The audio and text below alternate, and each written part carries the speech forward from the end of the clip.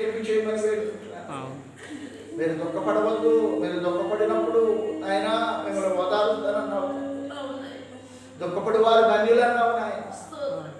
నా నిమిత్తం వీక్షించబడి వారు దీవించబడతారన్నావు తండ్రి. నిజమైన ఆయన ఏమును లోకము అసూయపడి అంతగా దీవించవు తండ్రి. మీకు దావీదు గొర్రెలు కాసుకునేవాడు ఒక రాజుగా చేసేవాడు. గొప్ప దేవుడు. యేసేపును అన్నదమ్ములే దీక్షించిన ఆయన గుంటలో పడవేశారు ప్రభు.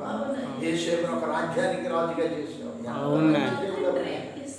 మేమైతే ఒకవేళ వారు చేసే చేతులకు అసూయపడుతున్నామేమో, మేమేమైనా యాత్ర పడుతున్నామేమో ప్రభు ఇలా చేస్తున్నారే ఏడుస్తూ వాళ్ళు శాపనార్థాలు పెడుతున్నామేమోనయ్యా. అలా చేస్తే మనసు మాకుంది.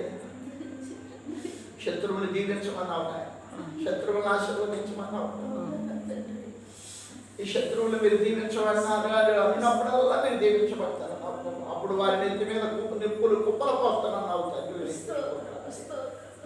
మేము ఎవరిని దేశించే వాళ్ళం కాదు. కాబట్టి రాత్రి కొద్ది నిమిషాలు నాతో మాతో కూడా ఉన్నందుకు నీకు స్తోత్రాలు. అంత ఆలోచన కలిగినప్పటికీ బిడ్డలు నిన్ను స్తుతించారు, ఆరాధించారు. కన్నీరు వ్యర్థం కాదు. ఈ కుటుంబాల మీద ఆయన ఆశీర్వాదంగా మేలుగా దీవెనకరంగా ఉండటం సహాయం చేసి ఈ రాత్రి దర్శనం కలగోర నాతో మాతో మాట్లాడి మహిమ పొందమని క్రీస్తునామం నడిచిన ఆమె తండ్రి. వందనాలు అయ్యారు. వందనాలు అయ్యారు.